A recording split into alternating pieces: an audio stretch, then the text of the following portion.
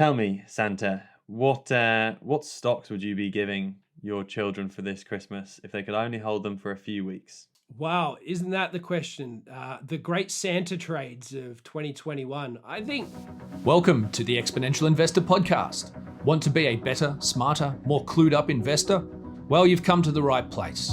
We cover the breakthrough investment ideas you don't hear about in the mainstream to keep you on top of the megatrends and opportunities reshaping our world.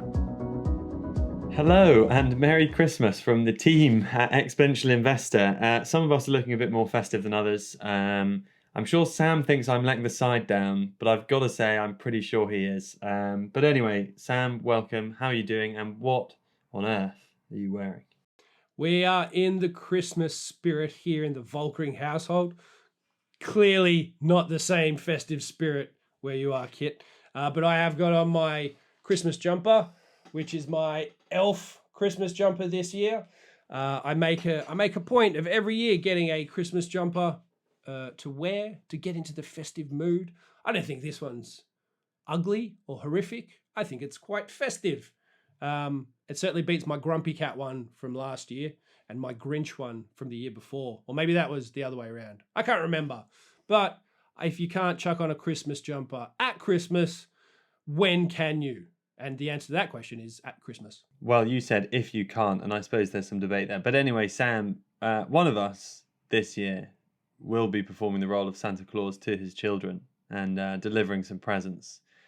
You are a father. Congratulations again for the second time this year. Tell me, Santa, what stocks would you be giving your children for this Christmas if they could only hold them for a few weeks? Wow, isn't that the question? The great Santa trades of 2021. I think, this time of the year is always a fascinating period when it comes to the investment markets because there are a lot of days in which the markets are shut, but then there's also a few little cheeky ones where the markets are open. Which does actually present some opportunities for people to go in and have a look at a few stocks that maybe they hadn't thought about or they should maybe be looking at for the new year. But around this time, I think if you're going to make some short-term trades, you've kind of got to look, don't you, at the consumer goods market, right? I mean, Christmas time, people are going to go start buying a whole bunch of stuff, toys, video games. Lot of money gets pumped through some pretty big players and inevitably sort of flows back through into the stock price if the goods that they've got on offer are pretty good. So, I like to look around this time of the year and have just a bit of an assessment as to whether they've hit that sort of value mark where it's worth adding to the portfolio. Companies like Nintendo, Hasbro, those kinds of gaming and game-related companies that sell both, physical games and toys and also, merchandise and obviously with Nintendo, the video game side of things as well. I think there are always interesting plays around this time of the year because there is inevitably an uptick in sales. Some of the products that they have, Nintendo Switch has been hugely successful for them, obviously. But I just think that when you're in the festive mood, look to things that you're going to interact with directly. And if you've just nailed yourself with promising the kids a Switch for Christmas, well, why not just go and have a bit of a cheeky look at maybe some Nintendo stock while you're at it? Yeah, I mean, Nintendo's a great company, right?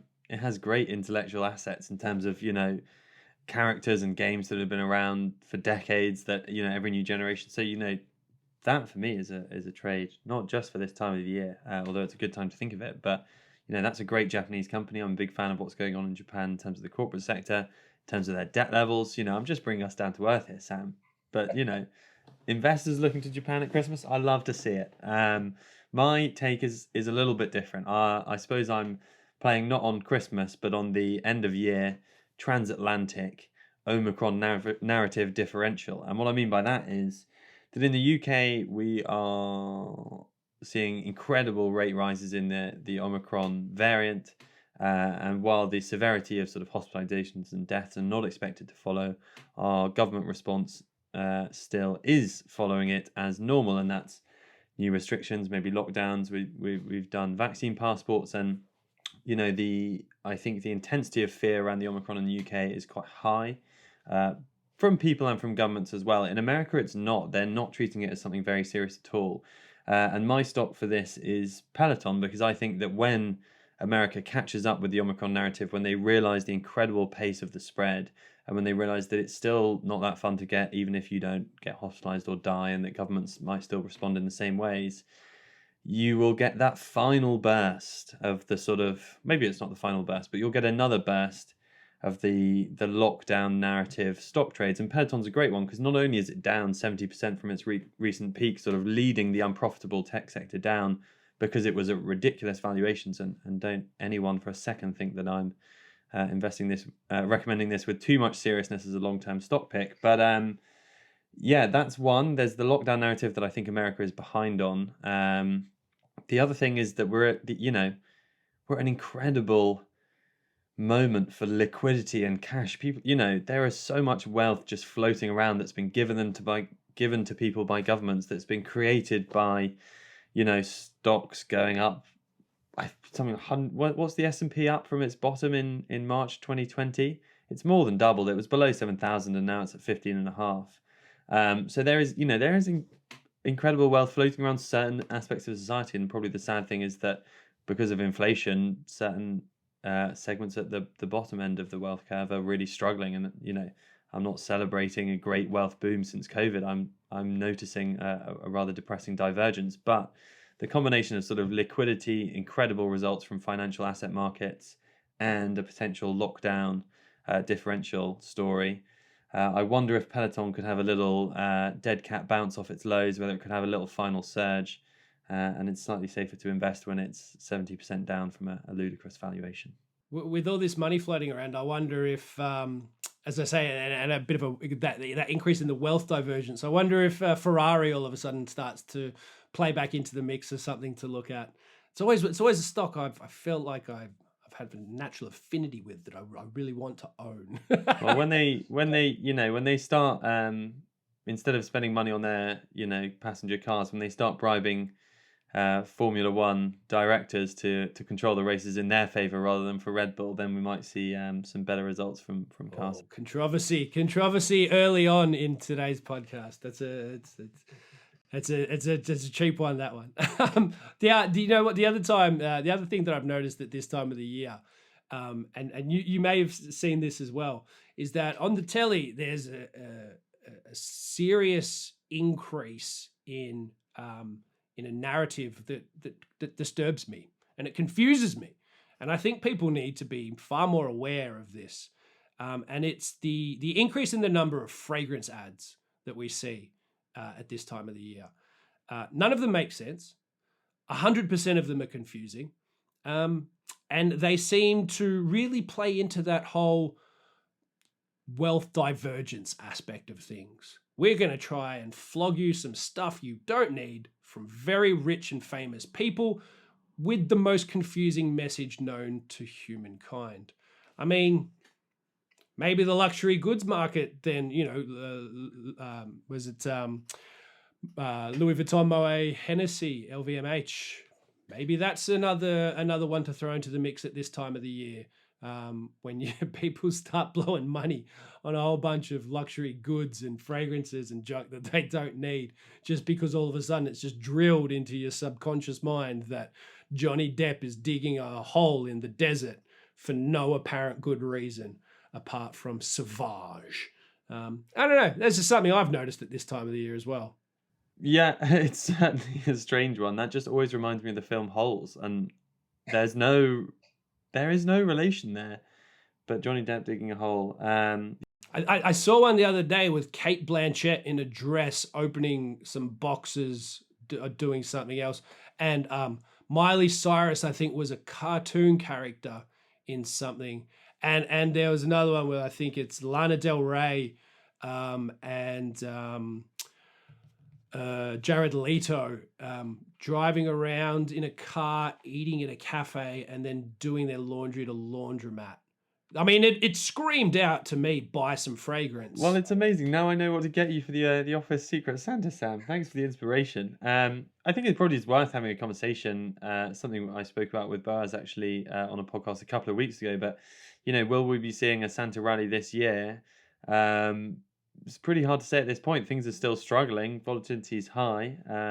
It's worth pointing out that it's a nerve-wracking time in markets with sort of tech leadership weakening, with the VIX index, the fear index, which measures market volatility or market expectations of volatility, still at elevated levels. It doesn't feel like we're seeing the traditional cheerful end of year, drinking too much, closing out some trades to book a profit for your portfolio this year. It doesn't feel like we're seeing that traditional Santa rally. It feels like we're seeing some serious, virus-related, debt-related, valuation-related fear coming into the markets. So basically everyone's getting coal in their stocking for Christmas this year. Merry Christmas. Yeah, have a good one. Well, maybe instead of coal, everyone should just buy each other some Bitcoin. Stack those sats. Get some... that's what I... In all seriousness, I've actually done that this year, is I've got a bunch of open dime, little USB sticks. I've thrown a few sats on, and I shall be giving the gift of Satoshi to a few lucky people this year. Well, that's nice. It's also worth saying that gold is both traditional as a genuine gift of jewelry and pretty good financial asset to be buying around this time as well. For some reason, the incredibly elevated inflation levels we're seeing in Europe, the UK, America, haven't translated into high gold prices. So relative to real interest rates, as I suppose the inflation adjusted interest rate you can get on government bonds, gold is looking relatively attractive both visually and financially at this time of year. Indeed, certainly something to throw into the mix when, as I say, for that last minute, if you're watching this and it's Christmas Eve and you've not yet got that present, I don't think you'll probably be able to get a collector coin from the Royal Mint, but you may be able to nip down to your local jewelry shop and find something nice for the missus or mister, or at least, a bit of Sauvage from Give your partner an inflation-proof asset this Christmas. I don't know why that's not on more adverts. And this is why people come to us, Kit. Yeah, wearable and appreciating in value. What more could you possibly want? Exactly. Thanks to everyone very much for tuning in on Christmas Eve. If you did so the day before Christmas, then well done. I hope it was worth it. I'm not entirely sure how much value our Santa predictions will turn out to be. But it's been nice chatting as always. And Sam, to you and your family, Merry Christmas. To everyone who's listening, I hope you have a wonderful day tomorrow. And we'll be back with you on New Year's Eve again. All of the big Eves at this time of year. So we'll see you then for that one. And until then, have a great week. Bye for now.